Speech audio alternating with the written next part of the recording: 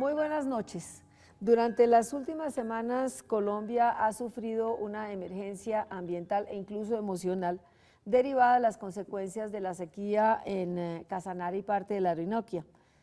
Las imágenes de miles de animales muertos, caños y quebradas y ríos con sus caudales, unos desecados, otros caudales muy disminuidos, quemas de bosques nativos, prolongada falta de agua en Yopal y en Santa Marta, los incendios en Unguía, Chocó, son todos hechos que nos dan y nos muestran un panorama muy preocupante.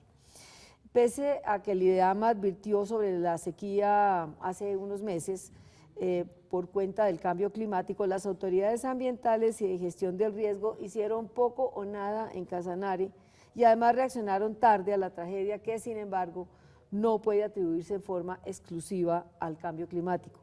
También tienen su buena cuota de responsabilidad la ganadería y la agricultura, que para hacer potreros o sembrar talan los bosques nativos, que son refugio para los animales en tiempo seco, desecan espejos de agua y desvían el cauce de quebradas y ríos. Y ni qué decir de la industria petrolera, que compite por el agua y la usa muchas veces en forma irresponsable, afectando los acuíferos. Según el ministro del Ambiente, el exministro del Ambiente, Manuel Rodríguez, en la Orinoquia todo el mundo ha hecho lo que le da la gana. Más grave aún es la visión de la caja registradora que defiende el ministro de Minas, Amílcar Acosta, una visión al servicio de la industria extractiva, esa visión del crecimiento sin importar el costo y sobre todo en este caso el altísimo costo ambiental. Ante una situación tan preocupante y tan desalentadora, cabe preguntarse qué hacer para frenar el deterioro ambiental y si aún es posible rectificar el rumbo y desarrollar políticas ambientales que permitan un desarrollo sostenible. Para aportarnos claves al programa de hoy y tratar de responder a estas cuestiones, hemos invitado a la ministra del Ambiente, a quien le agradecemos que haya aceptado la invitación, Luz Helena Sarmiento, geóloga y especialista en resolución de conflictos, con amplia experiencia en el sector minero y quien antes de llegar al ministerio fue directora de la Agencia Nacional de Licencias Ambientales. Al doctor Julio Carrizosa, pionero en Colombia de la gestión pública ambiental como director del INDERENA y uno de los más prestigiosos, si no el más prestigioso ambientalista del país, creador de la figura de los parques naturales protegidos, con amplia experiencia académica en las universidades Nacional, Tadeo Lozano y de los Andes. Y está con nosotros también Alfredo Molano, sociólogo, escritor y columnista del Espectador, conocedor del país y su ecología política y humana y autor de numerosas obras sobre el conflicto interno. Y como cada noche, el escritor y periodista Antonio Caballero.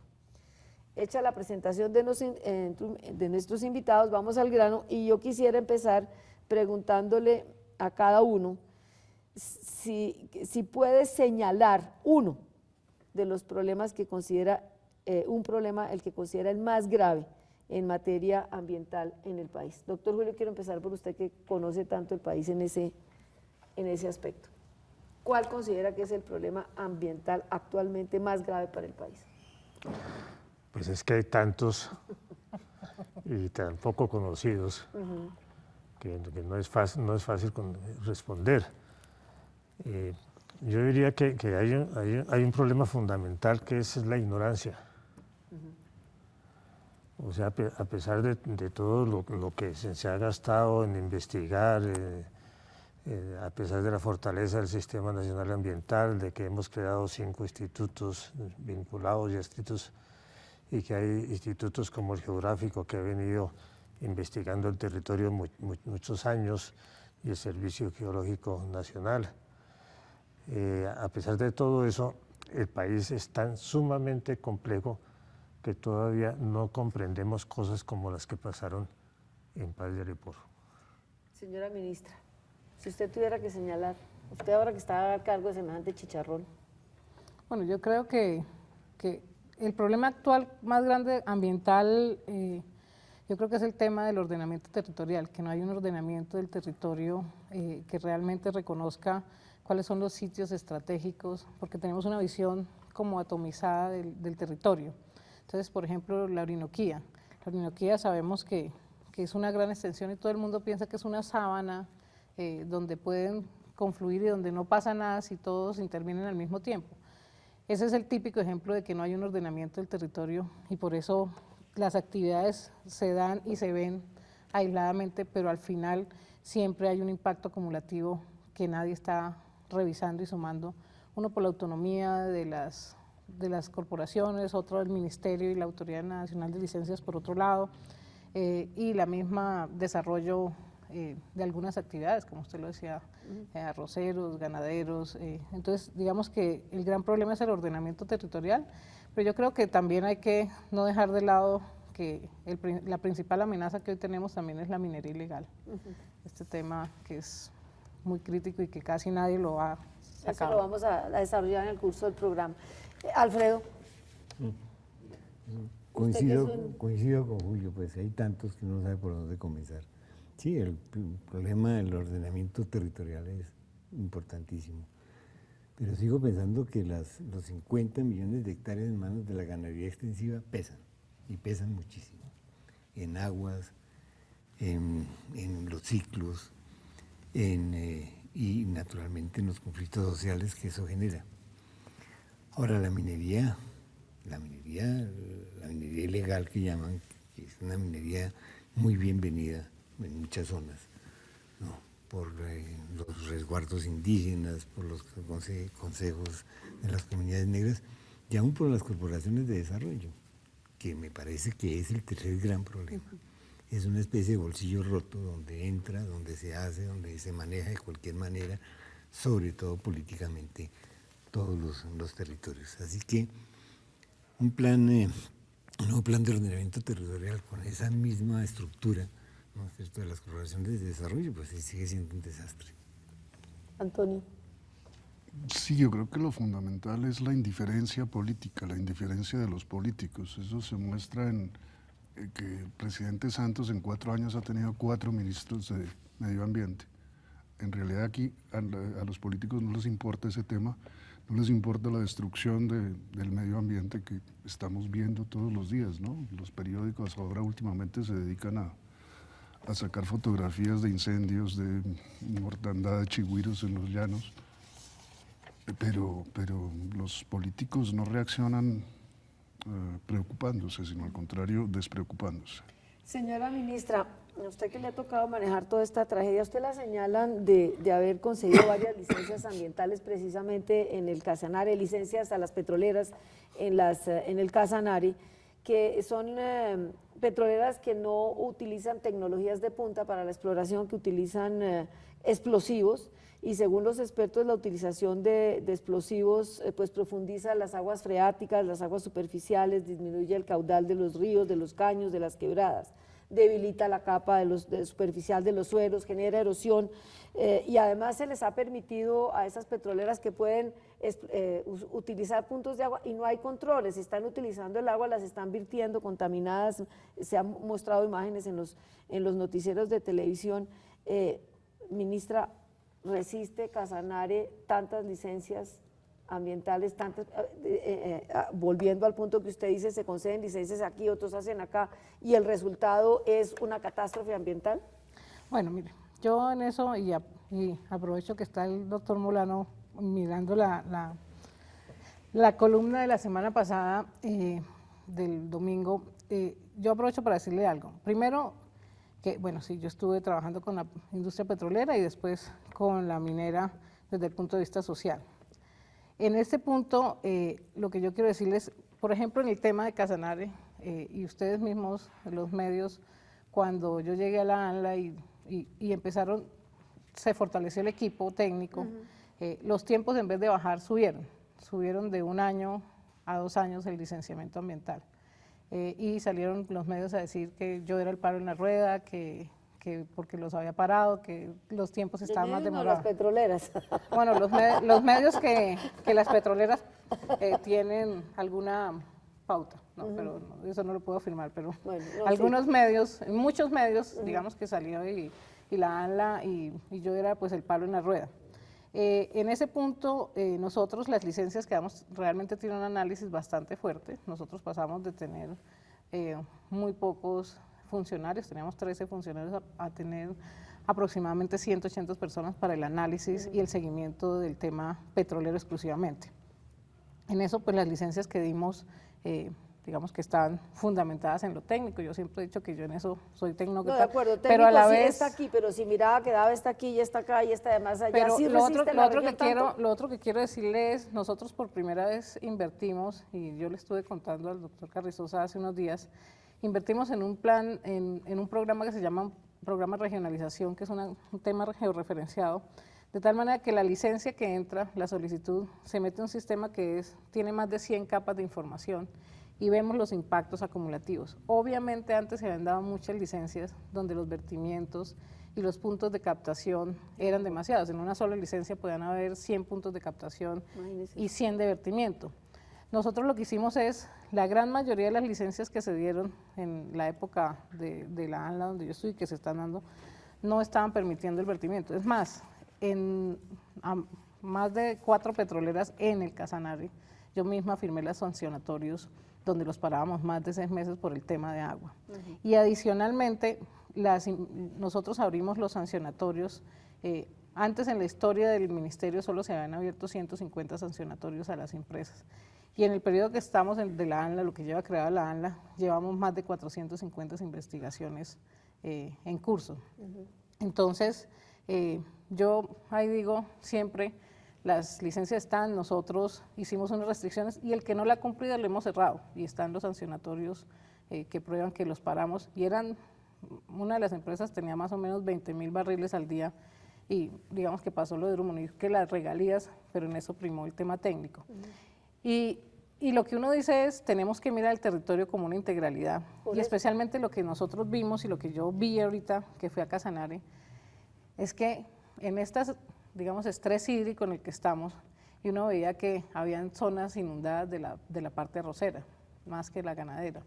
Entonces, yo hice un llamado a las corporaciones que me tenían que pasar un informe de los permisos que han dado sobre este tema y los incendios. Uno veía los incendios, yo conté más de 27 incendios en el sobrevuelo y uno decía, no puede estar pasando esto en un momento de estrés hídrico. Pero entonces, ¿dónde está la autoridad ambiental ahí cuando está el incendio, cuando están los puntos de agua en exceso? Digamos que el tema de los incendios, eso es materia de investigación, y yo lo que he dicho es en esta zona, el gran problema es que tenemos que cambiar lo que siempre han hecho. Los campesinos dicen siempre yo quemo, siempre yo haciendo.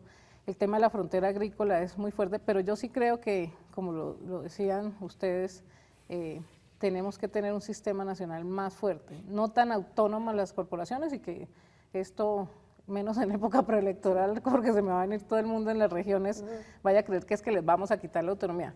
Pero sí creo que los recursos tenemos que hacernos un llamado para ver cómo los podemos administrar mejor y a qué están llamadas las corporaciones, o a ser autoridades o a servir los intereses de los licenciados. O manejar el tema regional del ambiente y ser la mano operativa del Ministerio. ¿Tienen alguna observación ustedes que hacer a todo eso?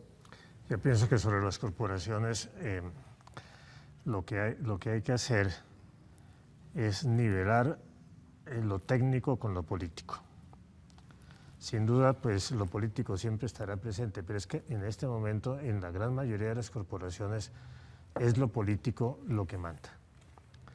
Y lo técnico, científico, se ha reducido a un mínimo. Y eso depende naturalmente de las circunstancias del país y depende también de la forma como están organizadas las corporaciones. Y pienso que eso en algún momento hay que modificarlo, hay que volverle a dar a las corporaciones que alguna vez lo tuvieron un componente técnico, científico muy, muy fuerte. Y si no se da, pues seguimos teniendo esas cosas que de pronto suceden. Manda lo político, pero a la vez lo político está sometido a los intereses económicos de las empresas petroleras, de los grandes ganaderos. ¿Qué piensa usted, Alfredo? Es que, bueno, cuando hablamos de lo técnico estamos hablando básicamente del problema del petróleo en este momento. Pero hay un universo mucho más complicado. Es la ganadería, por ejemplo. La ganadería, inclusive en los llanos, está volviéndose una complicación, porque antes la ganadería era de madrina, era sin cercas. En la medida en que se ha ido cercando el llano, la ganadería se ha concentrado Entonces ahí comienza a ser complicado, por ejemplo, la pisada del ganado, ¿cierto? Los caminos claro, que por hacen la huella del ganado. Ese es un problema para los llanos, pero es un problema sobre todo para la vertiente. ¿Y los megaproyectos agrícolas? Allá voy.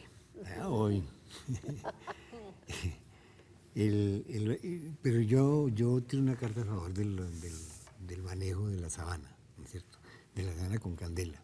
Es decir, la situación es que los viejos llaneros queman a finales del invierno, cuando no entra el verano, y por lo tanto la candela llega solamente a la boca de los morichales o de los esteros, llega hasta ahí. O comienzan a quemar ahora, cuando ya cayeron las primeras lluvias, y entonces la candela llega hasta el sitio. Y además es una candela chiquita, ¿cierto? Otra cosa es arriba en el monte.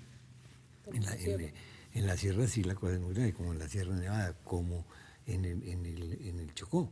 Aunque a mí se me hace raro, porque yo tengo la sensación de que el Chocó es haciendo finca, francamente le digo. Un guía, uno cree que un guía y el tapón del Darién es una selva enorme donde uno no puede pasar, no. Eso es como la Dorada Caldas, es decir, con cercas, con caminos, con carreteras. Y yo creo que la ampliación de la zona ganadera tiene que ver, es con eso y no con la tortuga, francamente. Y en la zona de la Sierra Nevada, que Julio y yo conocemos tanto, esa zona de Huachaca fue deforestada violentamente por la coca.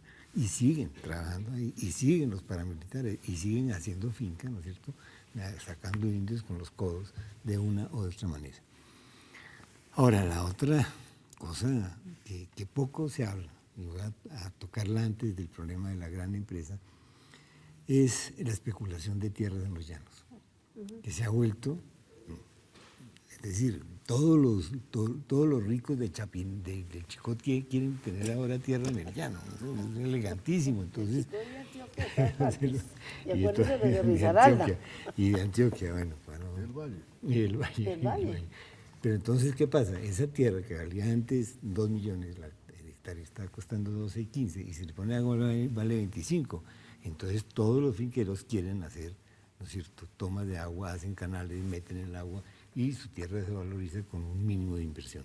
Y eso es gravísimo, porque los ríos están siendo desecados, los pantanos están siendo desecados, los humedales están siendo tractorizados para meter la caña, para meter la palma, para meterla...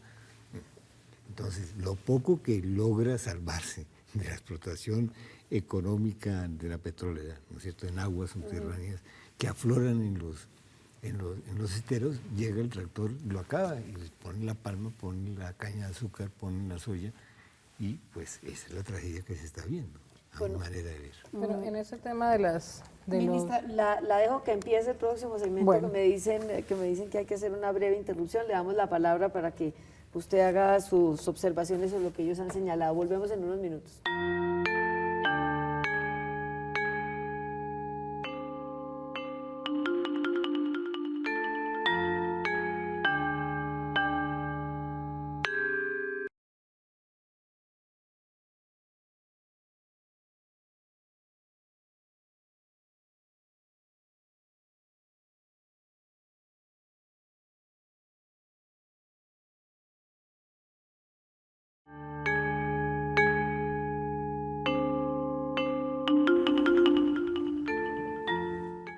Ministra, el panorama que han planteado aquí nuestros analistas es realmente dramático.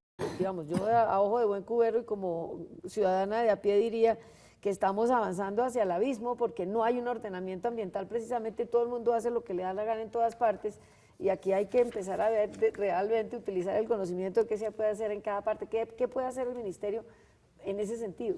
Bueno, ¿o qué está haciendo? Bueno, el tema específico de la Orinoquía, y un poco para terminar el tema pasado de los grandes, de la agroindustria que tenemos en esta zona, lo que yo estoy proponiendo, así como lo propuse para el tema minero, es que debe tener algún tipo de licenciamiento. Esto no puede solo depender de un permiso de una corporación que les da el agua y nadie mide cuáles son los efectos realmente de un macroproyecto de este tipo, así como tenemos unos, digamos que con una legislación, yo creo que todos deben entrar y en el tema minero nosotros ya vamos a presentar proyecto de ley para que haya un licenciamiento en la etapa de exploración que en el país desapareció, antes estaba, después lo quitaron y pues necesitamos que vuelva un licenciamiento en esta etapa, Pero viendo lo del llano y viendo lo de la Orinoquía, y que hemos estado hablando, también estuve hablando con Manuel Rodríguez sobre el tema, yo creo que el tema de las grandes extensiones agrícolas, de estos proyectos tan grandes, debe tener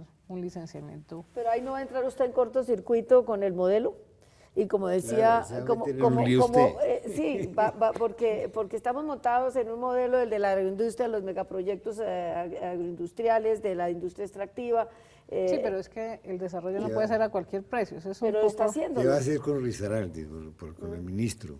Que Sí. es el que se empeña Entra en corto con Lizarralde, claro. Caña al llano. No, porque Lizarralde el llano es cae en el valle. bastante razonable. A ver, Y créame que, El no, Consejo de Ministros, no, seguramente. ¿Qué va a hacer para lidiar a yo capotear ya, esos yo toros? ya, el primero que era el de minería, Es un toro duro de capotear. pero ya lo tienen en cintura. O sea, ya no, van a decir que voy a imponer los santandereanos. No. La minería es la caja registradora según el Según ministro él, de sí. Minas. Bueno, pero yo le digo una cosa. Por ejemplo, desde que yo estuve en la ANLA hasta hoy, la Autoridad Nacional de Licencias no ha otorgado ninguna licencia ambiental para minería. Yo negué la de Greyestar y negué las 8 del Cesar. Negué las 8 del Cesar, negué 2 de Cerrejón y ahí me declaré impedida, y negué la de Cerro Matoso, que era un poco... Es que lo complicado es que ya no se necesita licencia para la minería. No, Es no, decir, pero el Pacífico está- para explotación sí. Los no, problemas... claro, legalmente. Estamos ahora hablando vamos de a la hablar otra de la brutalidad La ilegal que es están otra cosa, Que es haciendo. la que ustedes Pero digamos que la que nos competía a nosotros, que son estas grandes empresas, nosotros negamos, yo por lo menos negué la gran parte de las licencias mineras que llegaron, y no porque está en contra de la minería, sino porque no aplicaba. El tema del Cesar no aplicaba ambientalmente, el tema del Cerrejón tampoco aplicaba ambientalmente, el tema de Cerro Matoso pidieron una modificación, era una nueva licencia, entonces estas se negaron, y pues la de Greyestar era que estaba pidiendo hacer minería en páramo en su momento, y bueno, esa se negó. Sí. Se negó. Pero yo lo que creo es que sí tenemos una oportunidad, por ejemplo, en la Orinoquía. Puede ser que ya hayan muchos actores en la zona, pero tenemos, la Universidad de los Andes ha hecho, y el von Humboldt han hecho una muy buena investigación sobre el tema y tienen un muy buen conocimiento sobre esto. Nosotros estamos trabajando con el gobierno alemán para hacer de la Orinoquía el piloto del tema de desarrollo de cambio climático, de la adaptación al cambio climático, que es fundamental. Yo cuando pasó lo de Casanare, lo que dije fue, la especie no está digamos que en peligro de extinción en este momento, pero no puede pasar que un animal se muera de sed en una zona que es rica en agua. Esta zona es la más rica en agua subterránea junto con Chocó de todo el país. Usted a 10 metros encuentra agua. Entonces lo que estamos haciendo y lo que empezamos a hacer, y vamos a trabajar no solamente el tema de ciudades sostenibles, porque esa zona, digamos que es una zona de desarrollo, vamos a hacer un programa de plan de ordenamiento del territorio basados en el tema ambiental. Nosotros pensamos que en esta legislatura vamos a sacar el tema de la licencia para estos macroproyectos y de alguna manera empezar a ordenar el territorio y trabajar con las corporaciones. Tenemos, digamos que ya el piloto, ya este nodo de cambio de adaptación al cambio se firmó en diciembre, nosotros veníamos trabajando hace un año con ellos y están los recursos para hacerlo. El von Humboldt y la Universidad de los Andes realmente tienen toda la información que se requiere, y ahí nos toca tomar decisiones, como usted dice, de meter en cintura más de uno, pero es la única forma de hacerlo. ¿Ustedes creen que el Congreso sí camina para el licenciamiento de para las grandes extensiones de tierra para ganadería y agricultura? Es que yo quisiera decir algo. El chigüiro no es el único que está en extinción, y no son tampoco la babilla ni el caimana, eso es el llanero, el viejo dueño de los hatos, que sabía manejar la tierra, que sabía manejar las aguas, que sabía manejar el tiempo, que conocía el llano, ¿no es cierto? Que tenía una relación muy distinta a la que tiene un ganadero extensivo, ¿no es cierto?, en La Dorada, que tiene un dueño de hato, un dueño de fundo, como se llaman allá, con su gente, con el vaquero, con el ordeñador, con el cabistero. Ahí hay una sociedad que se está acabando, que es la que sabe manejar el llano. ¿A esa la Están consultan? sacando. A esa no la consultan, esa no es técnica, quedan muy ese pocos. es otro personaje, ¿no? Es que Esos dentro viejos de son todo- ser humano. importantísimos. Mire, en la vía, digamos, entre Puerto López y Puerto Gaitán, que eran, ahí quedaba el hato del viejo López, de Alfonso López, ¿no? Y los viejos hatos llaneros. Hoy día hay teca de lado a lado, pinos, esta otra acacia magna.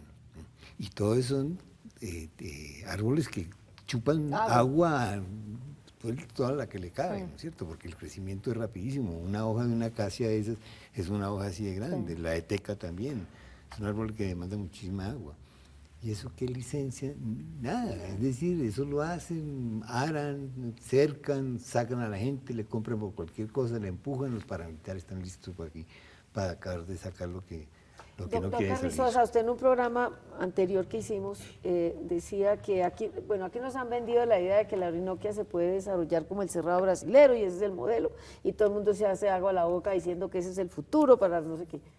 Usted decía en un programa pasado, nos estamos equivocando, no es lo mismo, no se puede homologar un sistema con el otro, aunque haya en teoría y aparentemente condiciones similares. Sí, uno consulta con los edafólogos, con los ecólogos que conocen algo. Los edafólogos son los que estudian los suelos. Bueno, eso está bien. Que los suelos de la Orinoquia se han estudiado muchísimo. Y ellos apenas empezó esa idea de que había que sembrar intensamente el Orinoquio, ellos empezaron a protestar porque ellos saben que los suelos del Orinoquio son muy distintos a los del Cerrado. Y sobre todo no solamente los suelos, sino todo el clima, el ecosistema es otra cosa. Entonces yo creo que lo que ha habido es como una especie de campaña de promoción liderada por firmas consultoras brasileñas. Y que esas firmas consultoras brasileñas han estado tratando de vender lo que tuvo un éxito relativo, porque no es un éxito general de lo que han hecho en el Cerrado, hay muchos desastres ecológicos en el Cerrado, pero ellos venden su paquete tecnológico. Ya han logrado convencer incluso a las gentes más ricas del país a que ahí se pueden enriquecer más. Y yo pienso que no solamente pues, van a sufrir el llanero y toda la fauna silvestre, sino de pronto va a sufrir toda la región, inclusive ellos. Los que se fueron ahora tras los nuevos llaneros. Los nuevos llaneros. Sí, inclusive ellos. Yo creo que los riesgos que están corriendo son muy grandes y ya algunos lo están viendo y algunos se están retirando. La ministra, ¿el gobierno está consciente, el ministerio está consciente de esa situación? Sí, yo en las declaraciones que hice en Casanare la semana pasada, hace 2 semanas, yo les decía lo que ustedes están diciendo, el peligro el que no se adapta es que se extingue, eso lo ha mostrado la historia. Pero lo que dice el doctor Carrizosa es cierto, uno lo que ve es, estos suelos son mucho más pobres, no son, digamos que tan ricos como los que tendríamos en el Cerrado en Brasil, y son muy distintos. Y lo que está pasando es que este ecosistema sí es bastante frágil, es mucho más frágil que el que tenemos hacia ese lado. Y cuando ustedes dicen hay que ponerlos en cintura, es que yo creo que el tema es de conveniencia, el tema también es económico. Si ahí no se interviene el territorio no va a servir para ninguno. Y las grandes inversiones son las que primero van a perder.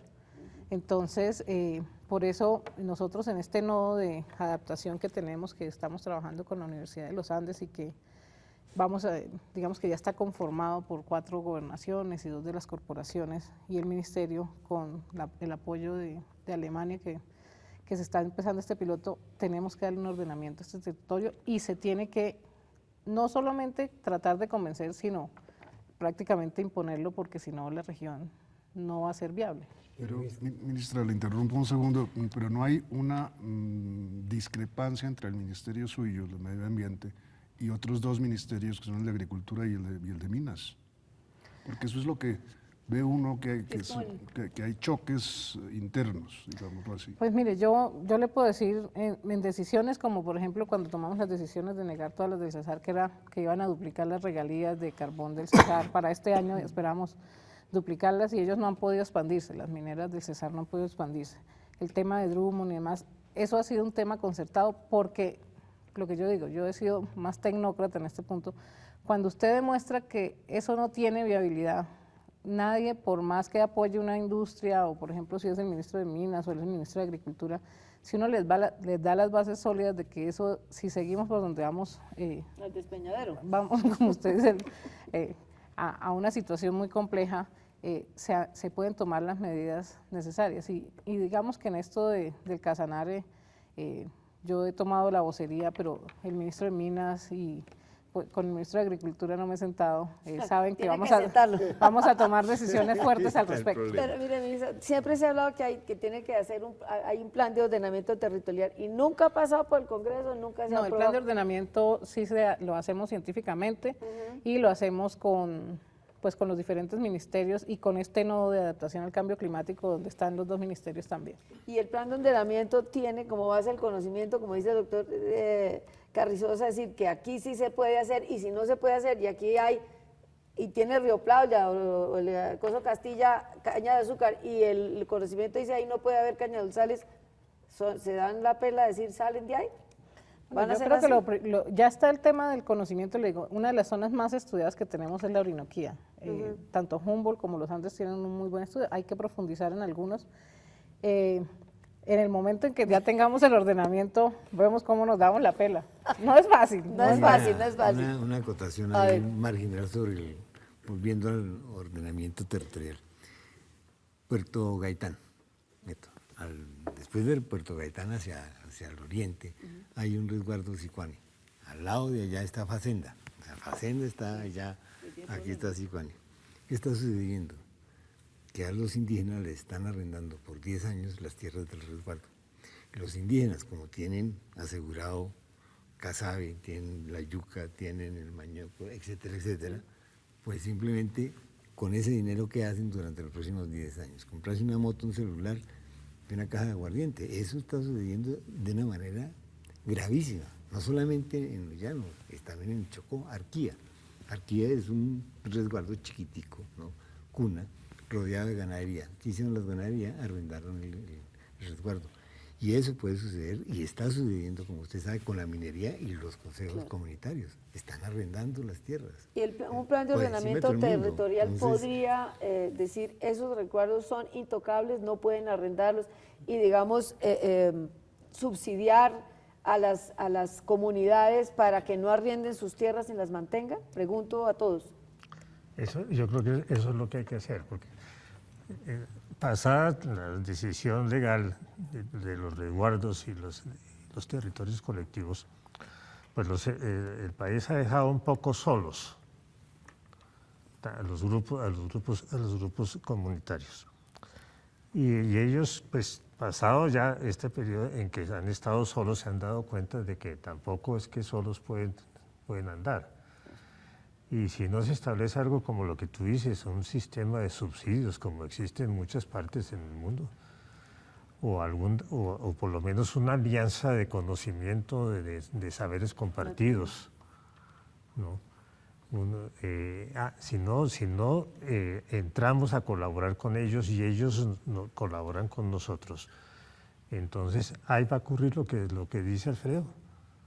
Lo que está pasando, que no les queda más solución sino alquilarlo. Y se acaban los saberes, además. Como el precio de la tierra se ha disparado por muchas cosas, pues entre otras cosas por la posibilidad de la paz, paradójicamente, entonces los resguardos han comenzado a buscar soluciones arrendando las tierras. Pasemos al tema de la minería, que realmente también es un punto muy sensible. La explotación del oro a gran escala, por ejemplo, hay algunos que proponen una moratoria, es decir, suspender la expedición de títulos mineros y de licencias ambientales mientras se organiza la actividad, se hacen normas estables, serias, se establecen sanciones severas, exigencias altas de compensación ambiental. Ministra, ¿es viable? ¿Ustedes ven eso viable? ¿Hay la posibilidad de dejar el oro bajo tierra como si estuviera en las bodas del Banco de la República, reconocer el valor de esas reservas in situ y negociar posiblemente con ellas, pero no explotar el suelo? Bueno, yo no estoy muy segura del tema de la moratoria, lo que nosotros y el gobierno hizo, porque yo no estaba en ese momento y no estaba en el tema minero, es que hicieron el análisis de los 19.000 títulos que ya estaban solicitados, prácticamente es que se habían entregado anteriormente. Sí, con la cédula se habían entregado. Y de los 19.000 quedaron 1.100, 1.060 vivos. Los otros out.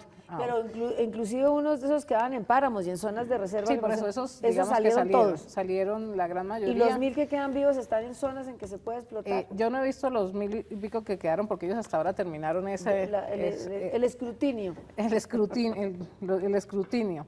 Pero yo lo que realmente creo es que el tema de la minería primero debió pasar por ese proceso y segundo que es un trabajo que hemos hecho especialmente en el tema de petróleo con la ANH y que debe surtirse también con la ANM, es que antes de sacar los bloques puedan pasar por un filtro por el ministerio y por parques especialmente y demás, para que no den esos títulos y después uno termine siendo el malo. Claro.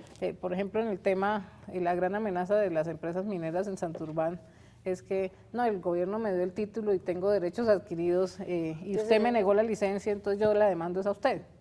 Entonces, esos son temas bastante complejos, pero yo sí creo que tenemos que tener, digamos que a nivel nacional tenemos normas fuertes, lo que yo le digo, no hemos dado ninguna, ni siquiera una licencia de minería en este gobierno, pero en las zonas regionales, las pequeñas minería de carbón en algunos páramos, por ejemplo, Corpo Boyacá, cuando el nuevo director echó para atrás muchas de estas licencias y él está demandado, ha hecho un buen trabajo en este tema por unas licencias en Pisba y en esta zona, pero nos tocaría empezar zona por zona porque dependiendo la magnitud de la mina, cuánto se saque, la maneja o el gobierno nacional o la manejan las corporaciones. ¿Ustedes cómo ven esa? A ver, Alfredo. Yo soy un poco, ¿escéptico? artesanal en mi concepto. Pero yo, por ejemplo, en Suárez, Cauca, son gente que está explotando esa mina, ya explotando esas minas por generaciones, 300 años en la mina, no recuerdo el nombre en este momento.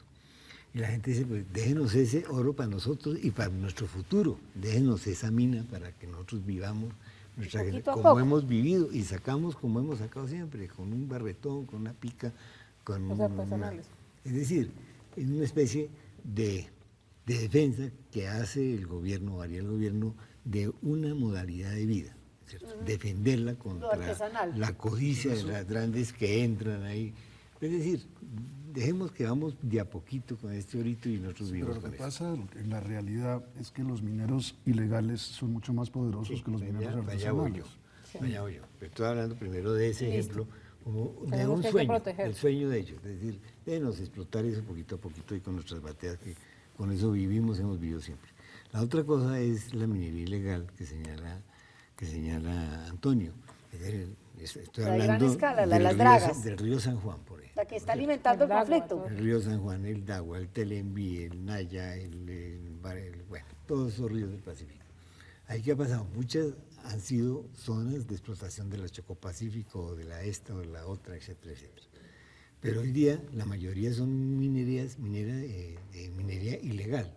Una retro que entra, hace un hueco de 300 metros, ¿no es cierto?, por 10 de profundidad, y están aliados con los barrequeros, porque la máquina tiene que parar. La máquina para y entonces en ese tiempo entra la gente a trabajar y entran a cavar donde estaba la araña, la es más, les facilitan el una, trabajo. Una locura, pero están aliados, claro. ¿cierto? Están aliados contra la posibilidad de una concesión a una gran minera y ese es un asunto muy complejo. Pero la segunda aspecto de eso es que muchas de los grupos armados tienen sus dragas y tienen sus sistemas. Es la nueva coca, el oro, ¿no? La explotación del oro. El contrabando de gasolina y el oro es otra forma de financiación. Así que yo sí veo que en ese sentido, aunque sea todavía un poco utópica, brumosa, la cuestión de la paz tiene que ver con la posibilidad de control de la minería ilegal. De otra manera va a ser absolutamente imposible, es la guerra otra vez. Hacemos una última interrupción y damos paso a nuestro último fragmento.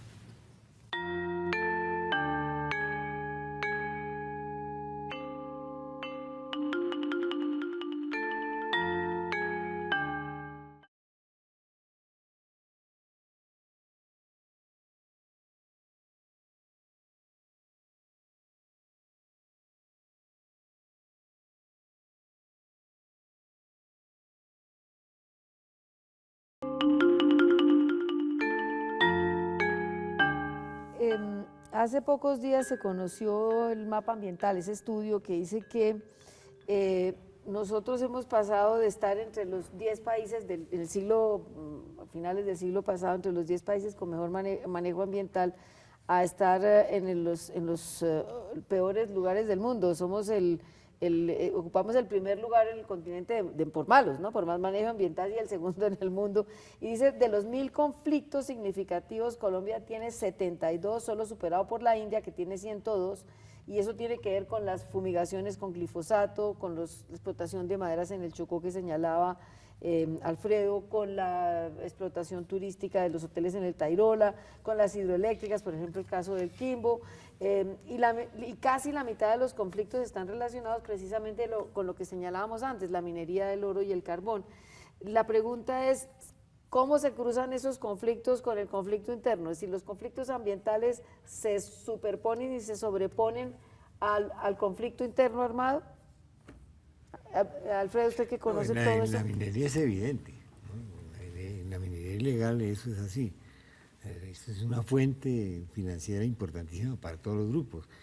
Y no excluyo tampoco ni a la policía ni al ejército de sus formas de financiación que tienen con la minería. Porque para entrar una máquina, por ejemplo, a Barbacoas, hay cinco retenes militares y pasan, todas las retros pasan ahí. En el Suárez hay 127 retroexcavadoras en menos de un año. Yo estuve hace un año y ahora no había 5 y ahora hay 127. Y así ¿Qué puede hacer el ministerio con eso? Bueno, nosotros en este tema, en el tema del puesto, quiero aclarar que cambió la metodología. Incluyeron mucho... Eso nos deteriora más. Sí, o sea, no, nos mandó muy lejos porque entró todo el tema de agua potable y saneamiento básico, y digamos que ese es un tema. En el tema de que si está superpuesto, en el tema de la minería ilegal es evidente. Yo les decía, y no es porque este tema de la superposición, la gente no puede entrar cuando se llegan los operativos de minería ilegal, para el combate de minería ilegal, pues los helicópteros y la gente son recibidos con disparos, es gente armada, no son a veces esos mineros que dicen, no, es que somos pobres y no tenemos ningún arma, no, estos están pero totalmente armados, y nosotros lo que hemos hecho es que se creó la unidad mucho más fuerte del tema para la minería ilegal, y la policía pues sí está comprometida con este tema, hemos subido los efectivos, y lo que hemos visto es que, por ejemplo, para el Chocó entra mucho por la zona del mar. Las grandes colonias de mineros ilegales en la zona de Chocó son coreanos y son brasileros, que son casi pueblos enteros de esta gente. ¿Qué está haciendo el gobierno para...? Nosotros hemos entrado a hacer, digamos que estos allanamientos y tratando de fortalecer todo el tema de la destrucción de maquinaria en el área, pero esto sí definitivamente, como decía el doctor Morano, tiene que pasar por la negociación, tiene que pasar por la negociación de paz, porque la capacidad y el avance de esta minería es incontrolable prácticamente y está pues en estas zonas. Ahora, la paradoja difíciles. es que mientras ellos en medio del conflicto explotan, la teoría en la mesa es que hay que parar la explotación extractiva, es decir, la industria extractiva, porque los recursos naturales son de los colombianos, ¿sí o no? Entonces hay una contradicción entre lo que proponen en la mesa o lo que propondrían en la mesa y lo que realmente está pasando en la realidad. Pero entonces, ¿qué hacer? ¿Qué hacer? Porque cada día que pasa se destruye más el medio ambiente. Yo creo que el tema ambiental tiene que entrar en la mesa. Tiene que entrar, claro. Y si no entra en la mesa, pues se sigue fondos planificando ya están sobre establecidos. eso. el tema de la minería ilegal sí va a empezar a tratarse. Está en la mesa, Julio, porque Bueno, cuando se habla de lo de la coca, los cultivos de coca, se está y hablando las reformas No del campo. No son únicamente los que están representados en la mesa, los actores de este otro conflicto no son los que están sentados en la mesa, son también otros. Son algunos, claro. Son, pues, Digamos son que las mineras se ilegales, reparten los en grupos mitad y mitad. armados, no necesariamente FARC, ELN, sino Sino también las las BACRIM, lo que queda de los paramilitares. Entonces, habría que ampliar la mesa. hacer otra mesa. A ver, Pero hay una pregunta que a mí me da vueltas. a ver. ¿Para dónde va el oro que se saca? Si se hacen cuentas, Sí. ¿cierto? Cada retroexcavadora puede sacar una libra semanal de oro. Esos son no sé cuántas libras, con cuántas toneladas, ¿para dónde se va ese oro? Eso no es de joyería en Colombia. Eso no es, ¿para dónde se va? ¿Quién maneja ese negocio? ¿Cómo se maneja? ¿Dónde se vende? Es decir, el oro se funde y se limpia en Medellín. Las grandes son en Medellín, donde le sacan los restos del mercurio, etcétera, etcétera. Pero ¿para dónde se van esas toneladas de oro? Hay 40 toneladas legales de oro, pero según esos cálculos de minería ilegal es el doble o el triple. Salen como ¿A dónde va eso? El mes pasado disminuyó, o sea, lo legal disminuyó. Lo legal Nos disminuyó. conviene que bajen los precios internacionales. ¿Usted tiene la ruta del oro? ¿Para dónde va eso? No, ese estudio y ese análisis lo hizo el director de la DIAN, Juan Ricardo Ortega, Sí. porque él decía lo mismo, o sea, se hacían esa pregunta, mucho de ese oro sale hacia Panamá, mucho de ese oro sale... Y hay otro que entra disfrazado. Disfrazado para el venderse lavado aquí. de... Para Un lavar... momentico, ¿cómo así que entra disfrazado? ¿Disfrazado de qué?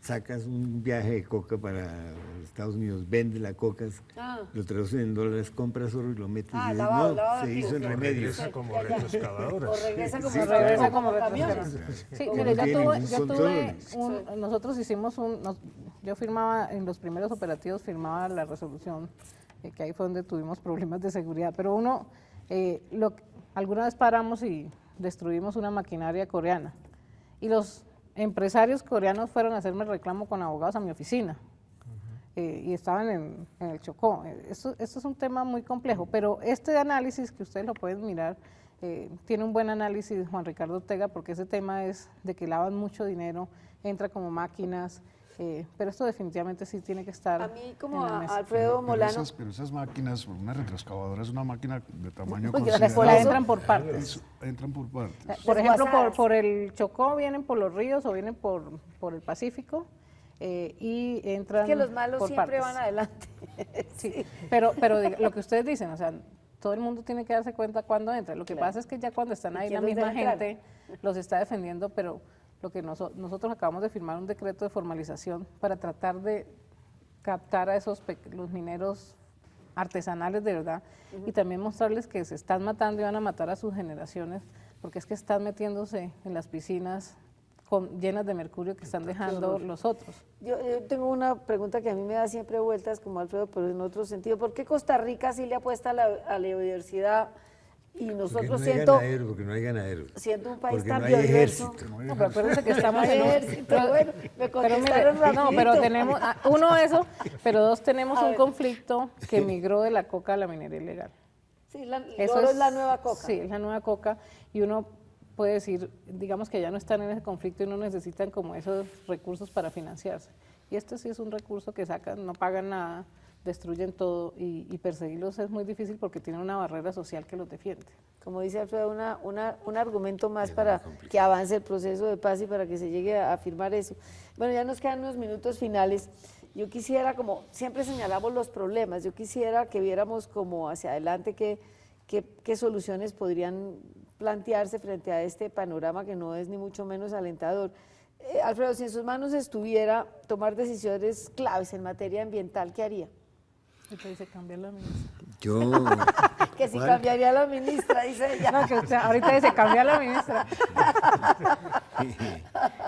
No, al ministro sí, pero a la ministra no, tal vez. No, ¿qué haré yo? En la Orinoquía yo impulsaría la campenización de la Orinoquía, es decir, volver al campesino, al dueño lato, a esa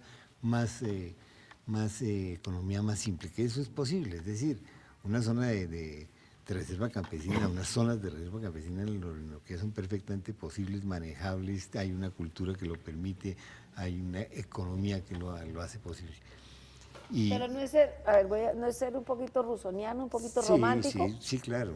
Claro, yo estoy de acuerdo en que yo pienso lo imposible, pero lo pienso así Sí, y sí, lo sí, defiendo sí. así. Sí, claro, ¿no? claro. Y de todas maneras, de los sueños y de las utopías salen algunas realidades, como los resguardos, como ordenamiento territorial, como la lucha contra... Las zonas de de reserva ahí salen campesina. las zonas de reserva campesina. Los mineros, yo creo que esos mineros, pequeños mineros, hay que defenderlos contra la voracidad de las grandes y toda la brutalidad que se está cometiendo contra contra la gente en ese sentido. A pesar del oro y el moro que les ofrecen las grandes, porque lo que está diciendo Ellos la tienen ministra sus canales Ya. de comercialización, digamos, muy modestos, pero muy efectivos. los tienen. Ellos salen adelante, además lo manejan, lo hacen, lo fabrican, ¿no? Como en Monpós y en muchas partes trabajan el oro. Así que hay que defender esa pequeña economía, llámese campesina o indígena o Economía artesanal del oro del verde, oro. por ahí no hay unos El proyectos. Oro verde en el que Chocó. tiene Sí. muchos problemas, ¿no es cierto? Sí. Porque la competencia de comercialización con el otro es devastadora. Sí. Pero en todo caso Pero es eso posible. existe, es posible, se hizo. Hay una paradoja que yo quiero dejar en la mesa de lo que está sucediendo con la minería. En el río Quito, lo que las lavadoras viejas están sacando es pescando el mercurio. ¿Por qué? Para venderlo. Entonces ellas con guásimo lo van sacando el mercurio, ¿no es cierto? En la batea van sacando el mercurio y eso es lo que venden en vez del oro, porque el oro ya no existe en el río, porque todo se lo han chupado las grandes dragas, que entre otras cosas administran, el 90% son brasileñas. Julio, ¿usted qué haría si tuviera en sus manos tomar una decisión clave en materia Es que ambiental? todo está relacionado con lo que está sucediendo en el país y lo que está sucediendo en La Habana. Yo creo que no podemos ordenar nada en medio de la guerra, No, pues imposible. ni con esa influencia tan enorme del narcotráfico, ni con la corrupción que ha generado. Entonces, pero si lográramos terminar la guerra, pues una de las cosas que se pueden hacer es establecer subsidios con la plata que se gasta en la guerra. Y yo pienso que pues gran parte, yo estoy seguro que la rentabilidad del campo colombiano no es muy alta, pero es muy agradable vivir en el campo. Pero como aquí lo que queremos es ganar crecimiento y crecimiento a cualquier costo. Entonces hay que establecer zonas en donde no es necesario crecer, sino es necesario vivir en paz. Conservar y vivir, sí, pues sí. Ministra, Bueno, yo tiene la última palabra y el que ríe de último ríe mejor. No, yo definitivamente estoy de acuerdo con el tema de que tenemos que ordenar el territorio. El modelo del Orinoco va a ser muy importante para nosotros, el modelo de Bogotá va a ser muy importante. Creo que el tema de transparencia va a ser fundamental, que el tema de transparencia y tomemos decisiones fuertes en las corporaciones, en el Sistema Nacional Ambiental. Y también esto de formalizar a los pequeños mineros es importante y concientizarlos de que, lo que yo siempre le he dicho, no dejen colar a los que no son dentro de sus asociaciones, porque si van a defender a los zampones, nunca van a tener esos beneficios de los que pueda hablar el doctor Carrizosa, porque a ellos no les importa un subsidio pequeño o que les abramos canales de comercialización para un oro verde. Nosotros estamos dispuestos como gobierno a meterle mucha plata a formalizar a los pequeños, a los artesanales, pero ellos no pueden convertirse en el escudo de los que están matándolos a ellos y a sus familias y que están acabando el país. Y definitivamente en el tema de La Habana tiene que estar el tema ambiental, pero yo creo que aún en medio todavía de las negociaciones, un modelo como el que queremos impulsar en la Orinoquía, porque ese ordenamiento del territorio puede darnos esperanza y luces, y pues yo creo en eso. Doy un resumen final de la visión general Yo del creo que programa. de todas maneras una cosa que se nos queda siempre por fuera y que está detrás de todos los problemas en Colombia es no la nueva coca, sino la vieja coca. Es decir, la legalización o la normalización de los cultivos de coca. Eso no se puede hacer mientras no lo decidan así los gobiernos de los Estados Unidos, que son los que nos obligan al gobierno colombiano a seguir fumigando las fronteras, por ejemplo. El problema de la coca está detrás de todos los demás. Y creo que si no se empieza por tratar ese problema, ya se está discutiendo en La Habana, evidentemente, pero el presidente Santos ha sugerido que él no se opondría a cosas como la legalización, pero hay otras personas que sí, ¿no? Bueno, les agradezco a todos que hayan aceptado nuestra invitación, que ha sido muy interesante, porque realmente el problema ambiental está cobrando una importancia como nunca antes la había cobrado, precisamente y tristemente por cuenta de los desastres. Esperamos que haya sido de utilidad para ustedes esta información, esta discusión. Los invitamos el próximo martes a la misma hora. Muy buenas noches.